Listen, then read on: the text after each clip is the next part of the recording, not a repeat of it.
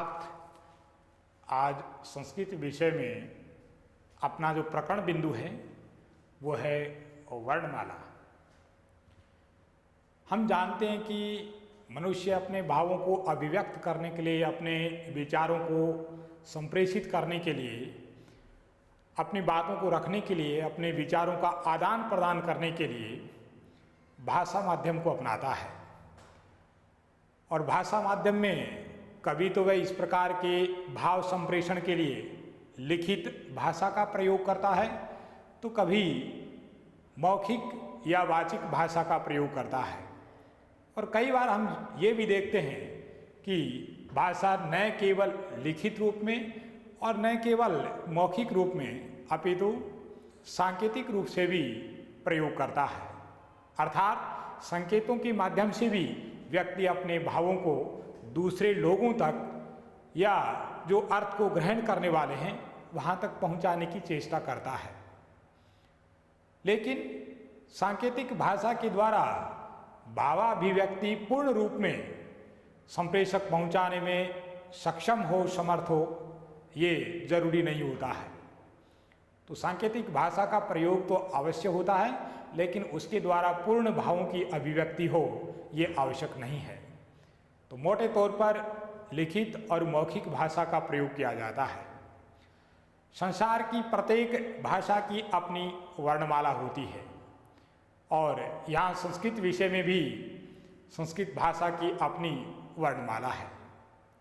जिन वर्णों में भाषा लिखी जाती है उन वर्णों की माला को वर्णमाला कहा जाता है। यानी वर्णमाला क्या है तो संस्कृत में लिखा जाता है येषु वर्णेषु भाषा लिख्यते तेषाम वर्णानाम माला इति वर्णमाला कथ्यते। यानी जिन वर्णों में भाषा लिखी जाती है वह वर्णों की जो श्रृंखला होती है या वह वर्णों की माला वर्णमाला कही जाती है। अब जब वर्णमाला की बात आती है तो संस्कृत भाषा की जो वर्णमाला है उसमें मौलिक वर्ण कितने हैं, इस प्रकार का प्रश्न पूछा जा सकता है। और वर्ण कितने प्रकार के होते हैं, वर्ण क्या होता है, तो सबसे पहले हम विचार करते हैं वर्ण पर।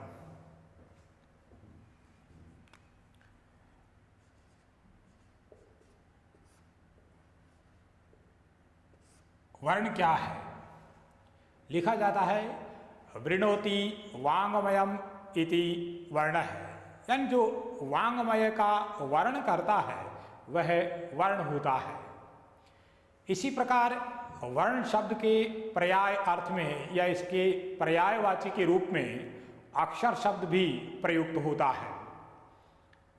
इसके लिए लिखा जाता है न क्षीयते क्षरति वा इति अक्षरम, अर्थात जिसका कभी क्षरण नहीं होता है, जिसका कभी विनाश नहीं होता है, वह अक्षर होता है। इस प्रकार अक्षर शब्द वर्ण शब्द के पर्याय रूप में या पर्याय अर्थ में प्रयुक्त होता है। अब बात वर्ण की आती है तो सीधे तौर पर हम इसको यूं भी समझ सकते हैं कि भाषा की सबसे छोटी जो मूल ध्वनि होती है उसी को वर्ण कहा जाता है। तो ये भाषा की मूल इकाई है और इस मूल इकाई को टुकड़ों में विभाजित नहीं किया जा सकता, अर्थात वर्ण के खंड नहीं किए जा सकते। यथा यानी वर्ण क्या है तो वृणोति वाङ्मयम् इति वर्ण है और इसी का पर्याय अर्थ है अक्षर। तो अक्षर को ये कहा जाता है कि जिसका कभी विनाश नहीं होता है वह अक्षर होता है। तो वास्तव में वर्ण क्या है तो ये भाषा की मूल ध्वनि होती है। भाषा की मूल ध्वनि वर्ण कही जाती है।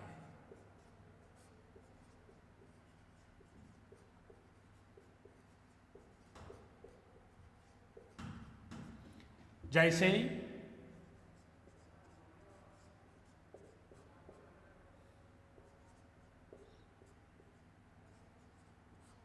क ख ग आदि। ये मूल ध्वनि है और इन्हीं को वर्ण अथवा अक्षर कहा जाता है। इसी प्रकार एक पद लेते हैं उदाहरण के तौर पर,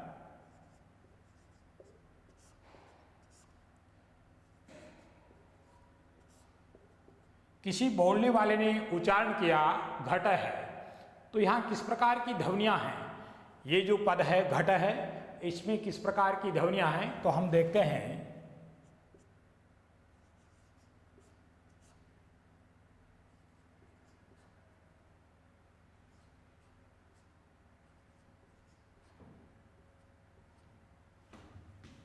इस प्रकार की ध्वनियों के मेल से एक सार्थक पद बना है या सार्थक शब्द बना है घट है।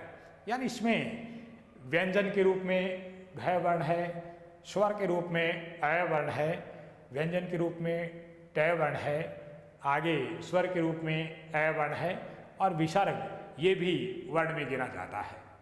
तो इस प्रकार से इस पद की जो निष्पत्ति होती है, इस पद का जो रूप बनता है, उसमें इस प्रकार के वर्ण अथवा इस प्रकार की ध्वनियाँ सम्मिलित होती हैं।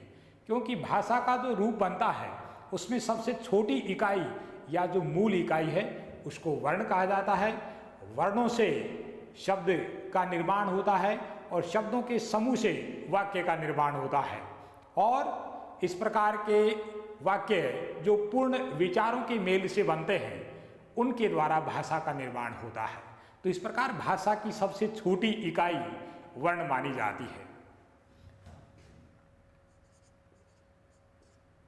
वर्णों से शब्द का निर्माण होता है और सार्थक जो शब्दों का समूह होता है उससे वाक्य का निर्माण होता है और पूर्ण विचारों के मेल से बनने वाले जो वाक्य होते हैं उनके द्वारा भाषा का निर्माण होता है। इस प्रकार भाषा, इसकी जो मौलिक इकाई है वह वर्ण मानी जाती है या मूल जो इकाई होती है या जो मूल ध्वनि होती है उसी को वर्ण कहा जाता है। अब बात वर्ण की अर्थ और परिभाषा वो स्पष्ट हो गई। इसके बाद हमने ये भी पढ़ लिया कि वर्णों का जो समूह होता है उससे शब्द का निर्माण होता है, अर्थात सार्थक रूप में वो शब्द होता है। शब्द समूह से वाक्य की रचना होती है और पूर्ण विचारों के मेल से बने वाक्यों से भाषा का निर्माण होता है। इस प्रकार भाषा की मूल इकाई वर्ण है। अब हम चर्चा कर रहे थे कि संस्कृत वर्णमाला में मौलिक वर्ण कितने हैं। जब इस पर हम विस्तार से चर्चा करेंगे तो उससे पहले ये भी स्पष्ट हो जाता है कि मोटे तौर पर जो वर्ण है उनको दो भागों में बांटा जाता है। एक इस प्रकार के वर्ण हैं जिनको स्वर कहा जाता है और दूसरे व्यंजन वर्ण कहलाते हैं। जिन वर्णों का उच्चारण स्वतंत्र रूप से होता है ऐसे वर्णों को या इस प्रकार की ध्वनियों को स्वर कहा जाता है और इस प्रकार के वर्ण जिनके उच्चारण में स्वर सहायक होते हैं उन्हें व्यंजन वर्ण कहा जाता है। तो स्वर और व्यंजन क्या है ये भी थोड़ा सा लिख लेते हैं।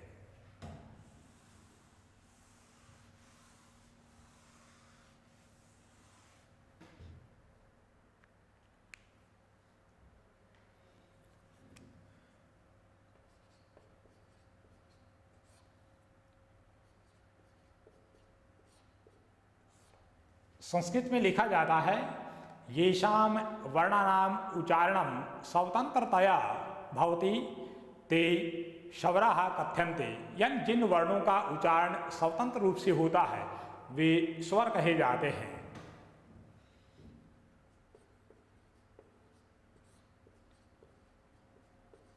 जिन वर्णों का उच्चारण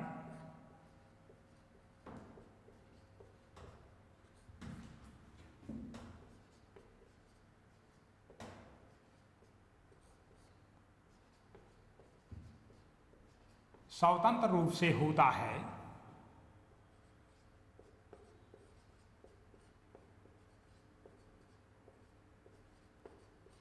वे वर्ण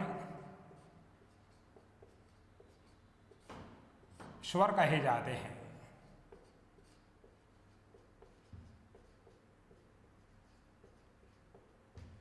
येषां वर्णानाम् उच्चारणं स्वतंत्रतया भवति ते शबराः कथ्यन्ते। दूसरा जो प्रकार है वो है व्यंजन वर्ण।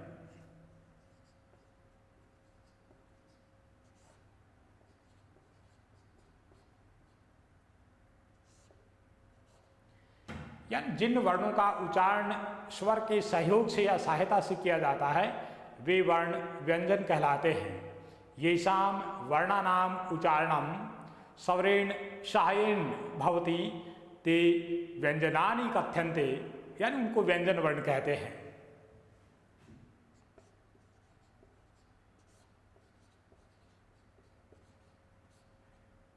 जिन वर्णों का उच्चारण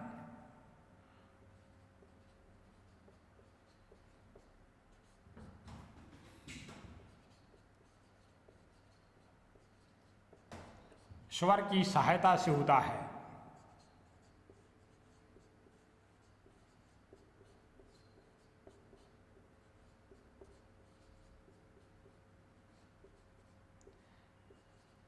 वे व्यंजन कहलाते हैं।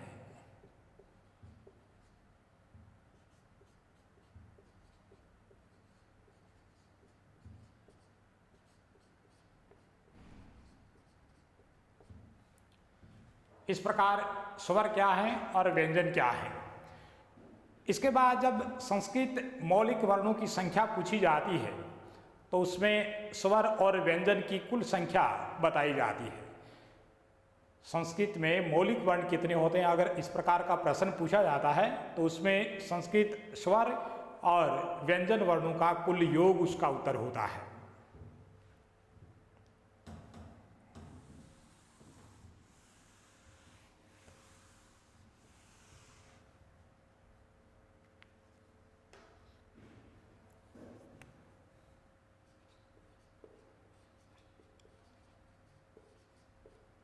संस्कृत वर्णमाला में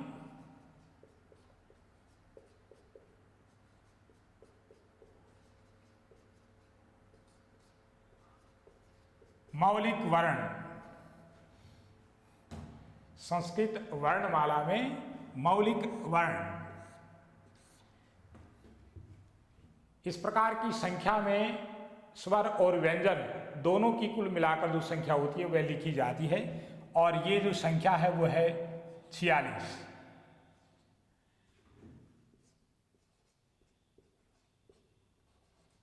षट्चत्वारिंशत्।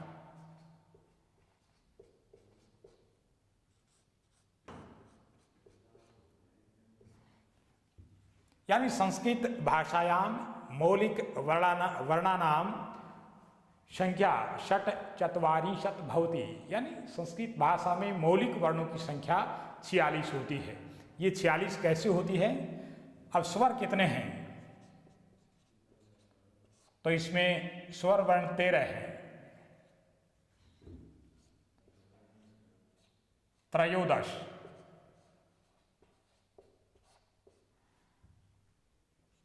और व्यंजन वर्णों की संख्या है 33।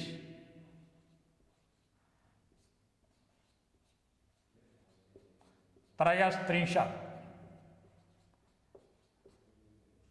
व्यंजन वर्णों की संख्या है त्रयस्त्रिंशत् यानी 33। तो इस प्रकार 13 और 33 इनका जो योग होगा वह 46 होगा या षट्चत्वारिंशत् होगा। तो ये संस्कृत मौलिक वर्णों की संख्या है। दूसरे रूप में इसको विस्तार से इस प्रकार भी समझ सकते हैं, जैसे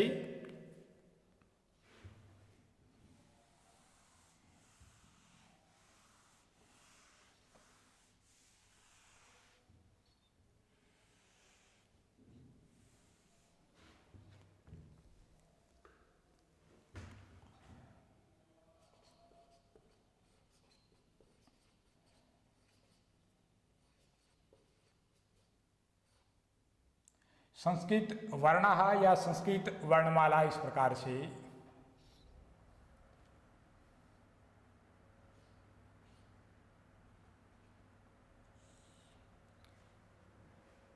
यानी संस्कृत वर्ण या मौलिक वर्ण कितने हैं? तो 46 हमने लिखा ही है।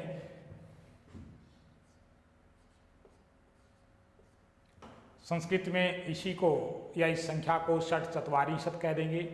प्रारंभिक तौर पर ये जो विभाग होगा या संस्कृत वर्णों की जो 46 संख्या है उसको मोटे तौर पर दो भागों में पहले बांट लेंगे। 46 वर्ण हैं, उनको दो भागों में बांटेंगे। एक स्वर वर्ण यानी जिनका उच्चारण स्वतंत्र ढंग से होता है, और दूसरे व्यंजन वर्ण जिनका उच्चारण स्वर के सहयोग से होता है।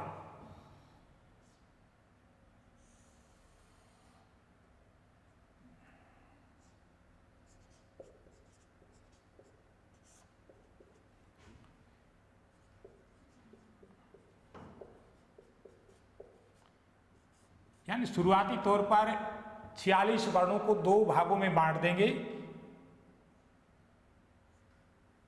एक स्वर वर्ण है और दूसरे व्यंजन वर्ण है, यानी स्वराः और व्यंजनानि। अब स्वर है, इसके दो भाग हो जाएंगे। स्वर के दो भाग हो जाएंगे।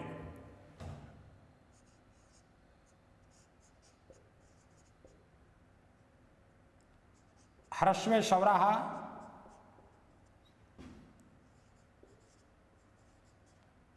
और दीर्घ स्वराः। शुरुआती तौर पर 46 वर्णों का विभाजन दो भागों में रहेगा, एक स्वर वर्ण और दूसरे व्यंजन वर्ण। दोनों को जो अर्थ के रूप से हम समझ चुके हैं या इनका अर्थ है वो स्पष्ट किया जा चुका है। अब स्वर वर्ण कितने हैं, तो इसका विभाग आगे चलकर पुनः दो भागों में हो जाता है, एक ह्रस्व स्वर और दूसरे दीर्घ स्वर। यानी ये वर्णोच्चारण का जो समय होता है या जो मात्रा कही जाती है उसके आधार पर इसके दो भाग हैं, एक ह्रस्व स्वर हैं और दूसरे दीर्घ स्वर हैं। ह्रस्व स्वर 5 हैं, यानी इनकी संख्या 5 या पंच है, और दीर्घ स्वर इनकी संख्या 8 या अष्टौ है। तो इस प्रकार 5 और 8 कुल स्वर वर्ण है वो 13 है। व्यंजन वर्णों की बात आती है तो स्वर की भांति यहां भी प्रारंभिक तौर पर जो विभाजन है वो दो भागों में होता है।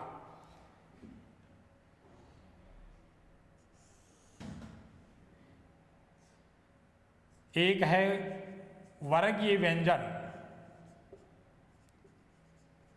या वर्गीय व्यंजनानि, और दूसरा है अवर्गीय व्यंजनानि।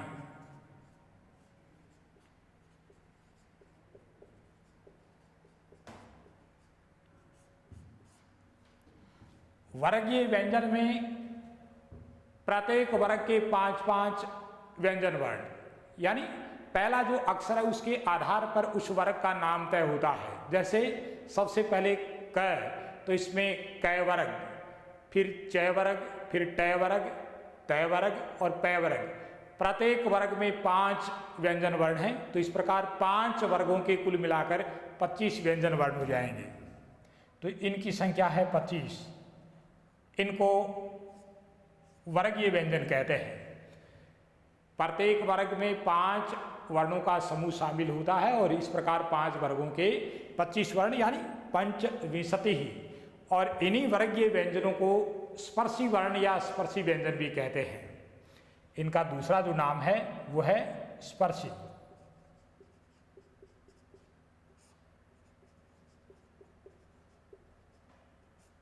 व्यंजन। अब व्यंजन का जो दूसरा विभाग है या जो भाग है उस पर हम दृष्टिपात करते हैं, तो ये अवर्गीय व्यंजन है। यानी आगे चलकर इसके भी दो भाग हो जाते हैं। अवर्गीय व्यंजन है वो भी आगे चलकर दो भागों में बंट जाते हैं। एक तो है अंतस्थ व्यंजनानि,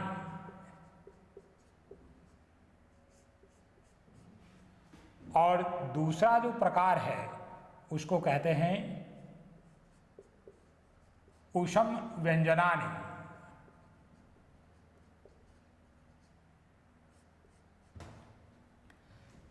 अवर्गीय व्यंजन यानी जो वर्गीय व्यंजन उससे भिन्न है, इसके भी दो विभाग हैं, दो भाग हैं।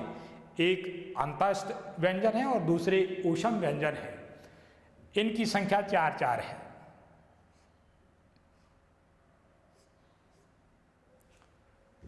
यानी ये व इस प्रकार की जो ध्वनियां हैं जिनको यण कहा जाता है वो ही अंतस्थ व्यंजन है। और इसके बाद ऊष्म व्यंजन में सभी शकार वर्ण और उसके साथ है वर्ण, ये 4 वर्ण हैं वो शल या ऊष्म व्यंजन वर्ण कहे जाते हैं। इनको चाहे शल कह दो या फिर ऊष्म व्यंजन वर्ण कह दो, एक ही बात है। तो इनकी संख्या 4 है।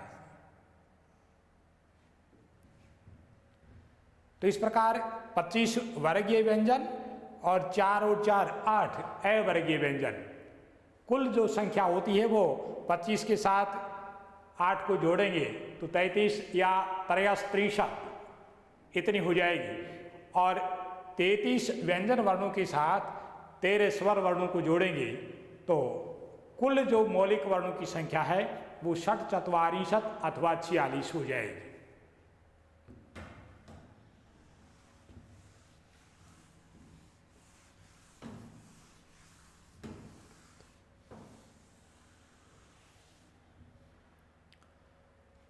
अब बात आती है स्वर की,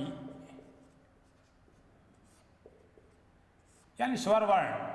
तो इसमें हमने देखा है कि 5 तो ह्रस्व स्वर हैं और 8 दीर्घ स्वर हैं। कुल संख्या 13 है या 13। व्यंजनों की बात आती है, व्यंजनानि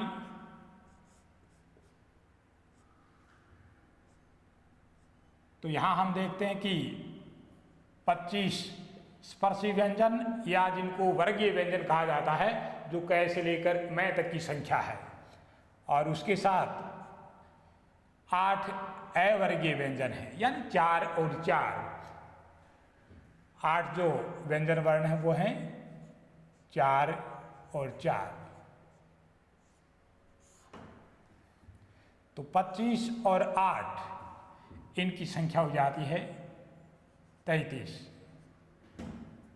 और इन 13 स्वर वर्णों के साथ जब 33 व्यंजन वर्णों को आप जोड़ेंगे तो कुल संख्या हो जाएगी 46, यानी 44।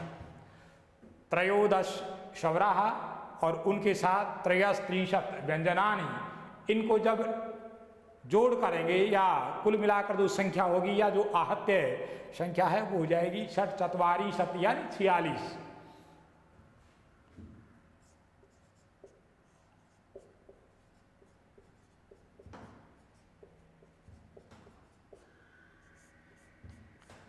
ये संस्कृत मौलिक वर्णों की संख्या है। 25 जो व्यंजन वर्ण हैं, जो वर्गीय व्यंजन हैं, उनका दूसरा नाम या उनकी दूसरी संज्ञा है वो स्पर्शी व्यंजन के रूप में है।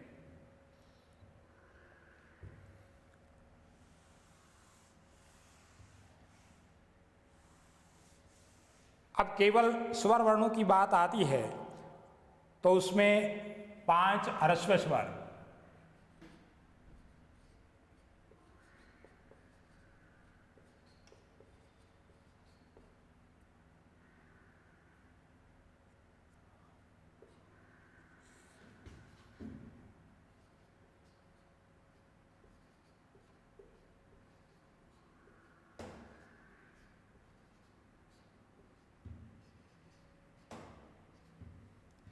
इस प्रकार से 5 ह्रस्व स्वर हैं, अ, ई, उ, री और री। यानी इनका जो उच्चारण काल है वो एक मात्रिक होता है या एक मात्रा के बराबर होता है। और जो दीर्घ स्वर है, दूसरा जो विभाग है, विभाजन है, वो दीर्घ स्वर जिनका उच्चारण काल 2 मात्रा के बराबर होता है, अर्थात ह्रस्व स्वर से दुगुना समय उनके उच्चारण में लगता है।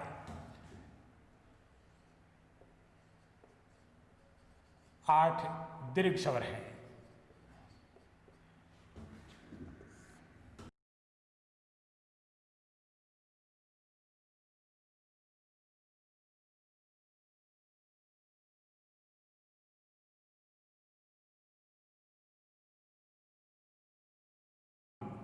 इस प्रकार से 8 दीर्घ स्वर हो जाते हैं। अब व्यंजन वर्णों की बात आती है यानी 5 ह्रस्व स्वर और 8 दीर्घ स्वर, कुल मिलाकर 13 या 13 स्वर हो जाएंगे। इसके बाद व्यंजनानि,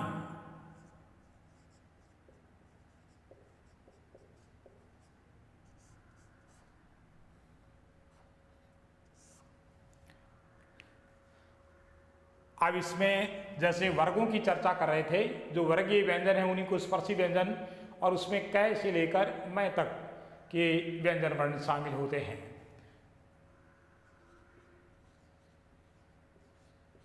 कै वर्ग है,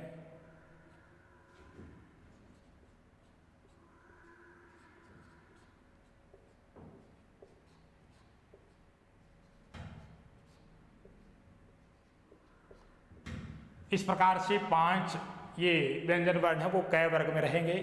इसी प्रकार दूसरा वर्ग चय वर्ग, चय वर्ग है,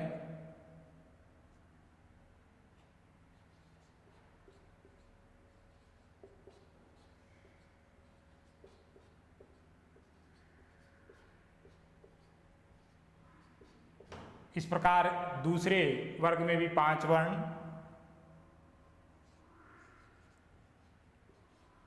इसके बाद टय वर्ग आता है तो टय वर्ग है,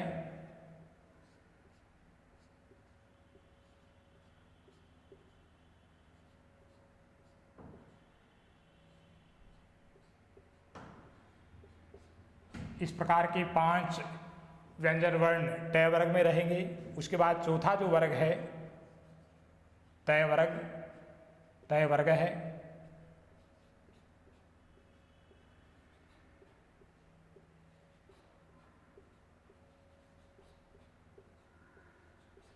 इस प्रकार के 5 व्यंजन वर्ण तय वर्ग में रहेंगे।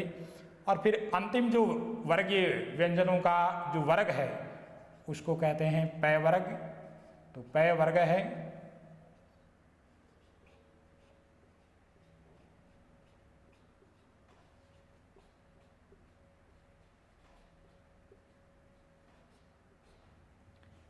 इस प्रकार कुल मिलाकर ये जो कै व्यंजन से लेकर मैं व्यंजन तक कुल 25 वर्ण हैं। इनको वर्गीय व्यंजन कह दो अथवा स्पर्शी व्यंजन कह दो। स्पर्शी व्यंजन क्यों कहते हैं, तो इनका जब उच्चारण स्थान संबंधी प्रकरण पढ़ेंगे तो उसमें ये भी स्पष्ट हो जाएगा। प्रत्येक वर्ण का उच्चारण कहाँ से होता है, उसका स्थान कौन सा होता है, ये हम उसमें उल्लेख करेंगे। तो ये जो 5 वर्ग हैं इनके कुल मिलाकर 25 स्पर्शी व्यंजन हो जाते हैं।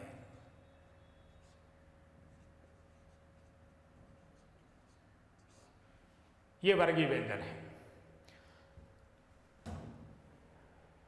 13 स्वर हो गए, उसके बाद 25 व्यंजन वर्ण हो गए, यानी स्वर हैं वो 13।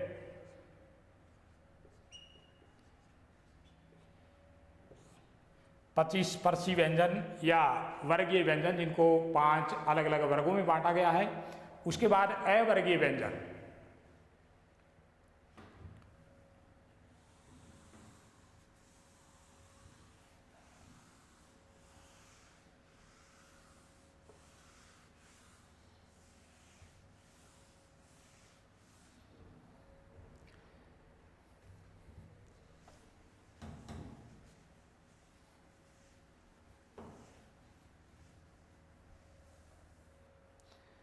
अवर्गीय व्यंजनों में अंतस्थ,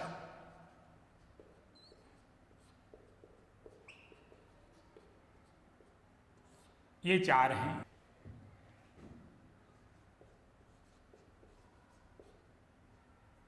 ओष, ये भी 4 हैं।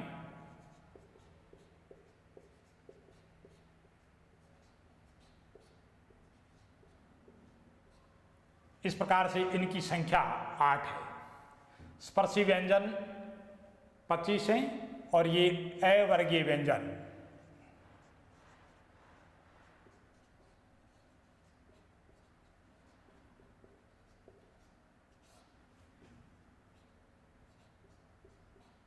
4 और 4 कुल मिलाकर 8 है। इस प्रकार 33 या 33 व्यंजन और 13 शवराह 13 स्वर, इनको जब मिला दिया जाए तो कुल संख्या हो जाती है 46 यानी 44। इस प्रकार संस्कृत वर्णमाला में मौलिक वर्णों की जो संख्या है वो 46 या 47 मानी जाती है। इसका अलग अलग वर्गीकरण और विश्लेषण हमने लिख लिया है। अब कई बार इस प्रकार का प्रश्न भी पूछा जाता है कि पाणिनीय शिक्षा के अनुसार संस्कृत में वर्णों की संख्या है। अगर ऐसा प्रश्न आता है तो वहाँ संख्या मानी जाती है 63 या 64, त्रिषष्टि ही चतुः षष्टि वा, यानी संस्कृत वर्णमाला में जो वर्ण हैं उनकी संख्या पाणिनीय शिक्षा के अनुसार 63 अथवा 64 होती है। यानी दो प्रकार की या दो भेद की मानी जाती है। तो 63 क्यों होती है और 64 क्यों होती है? तो इसमें कारण है लृ। अगर उसका प्लुत रूप मानेंगे तो वहाँ संख्या 64 हो जाती है, और अगर उसका केवल ह्रस्व रूप लेंगे तो फिर वहाँ संख्या 63 रह जाती है।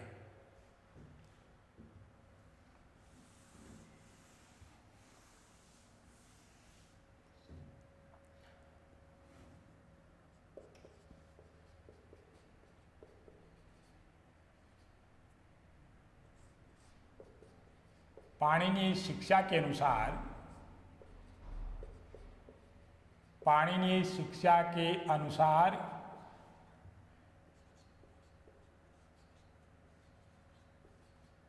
संस्कृत में वर्ण संख्या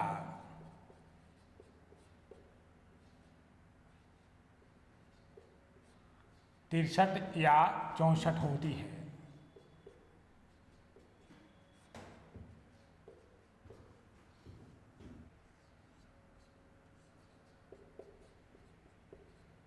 त्रिषष्टि ही